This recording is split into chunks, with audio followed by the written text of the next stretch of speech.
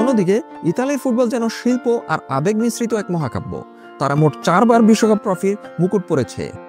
ডিফেন্সের কঠিন দৃঢ়তা আর কাউন্টার অ্যাটাকের এক নতুন স্টাইল দিয়ে ইতালি নিজেদের স্বাক্ষর রেখেছে ফুটবল বিশ্বে। সর্বপ্রথম 1934 সালে বিশ্বকাপ ট্রফি জিতেছিল ইটালি, এরপর 1938 সালে এবং এরপর 1982 সালে এবং সর্বশেষ 2006 সালে বিশ্বকাপ ট্রফি জিতেছিল ইতালি।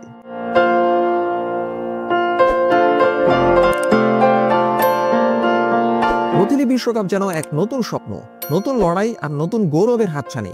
এই 8টি দেশই প্রমাণ করে ফুটবলের মাঠে শুধু পায়ের জাদু নয়, প্রয়োজন দৃঢ় সংকল্প আর একতাবদ্ধ হয়ে লড়াই করার মানসিকতা।